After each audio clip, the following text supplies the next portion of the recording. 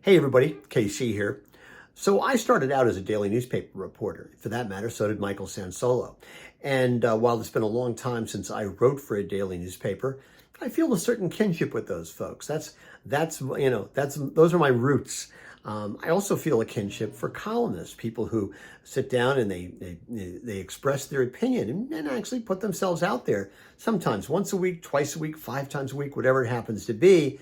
I like those guys. In some ways, I've always thought of Morning Newsbeat as kind of this evolving column that's kind of taken place over the last 22 years. I try to express my opinion. I like to think of myself as a pundit.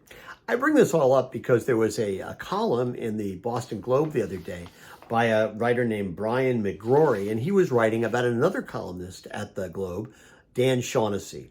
And it's unusual that one columnist would write about another, but in this case, it makes perfect sense. So here's what you need to know about Dan Shaughnessy. He's about 70 years old, so he's a little older than I am, but he's been writing for the Globe for 50 years. And this is a guy who covered Carl Yastrzemski, Ted Williams, Bob Cousy, Larry Bird. This is a guy who knows Boston sports, and he's the most popular columnist at the Globe. Although, as McGrory points out, he's by no means somebody that everybody agrees with. In fact, a lot of people disagree with him all the time. But he makes people think, and that's what people respect.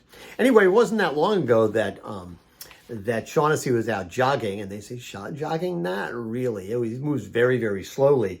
In fact, parents pushing triplets in strollers or a guy walking an elderly St. Bernard with orthopedic issues would go right by him. But while he was out jogging, he started to feel some pain in his chest, in his arm. He contacts his doctor, goes in for some tests, and the cardiologist says, oh, no, you need a quadruple bypass. And he says, puts him in the hospital and says, listen, you're staying here. You're forbidden to leave. We're doing the surgery in the morning. The problem is Shaughnessy he's got a column that's half written about Theo Epstein, the former general manager of the Red Sox who's returned to the organization and as a limited partner and is going to be doing a lot in terms of the baseball business. And he's got this column and it's half written. So he reaches out to his son, Shaughnessy does, and says, I need you to do 2 things for me. Bring me a meatball sub and bring me my laptop. And I totally get both those things. He reaches out to Theo Epstein to say, hey, listen, I've got this column. I need to talk to you, though. I need to get a couple of things clarified, get a couple of quotes. And Epstein says, maybe down the road we can do it. Well, Shaughnessy pulls out his whole card, right? Well, I'm having cardiac surgery and a quadruple bypass in the morning, so I'd really like to do it today. Epstein calls him up.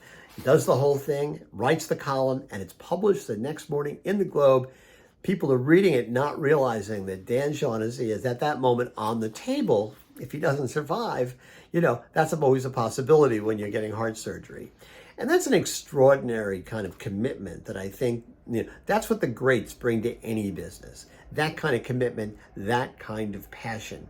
What I love about it is it's about journalism. And one of the things that McGrory writes in the piece is, this is common in journalism. I quote, welcome to our world. Welcome to our lives. The business model for journalism is in shambles, even as the Globe proves the exception to so much that has gone wrong. There's a newsroom filled with committed writers and editors and so many others who see their work more as a mission than a job. It's not all that normal, but it's absolutely typical in the journalism business. I totally believe that. Journalists get a bad rap a lot of the time, but I think the vast majority of them, they're people with enormous passion who do see their jobs not as a job, but as a mission. I totally respect that. Anyway, that's what's on my mind this morning. And as always, I want to hear what's on your mind.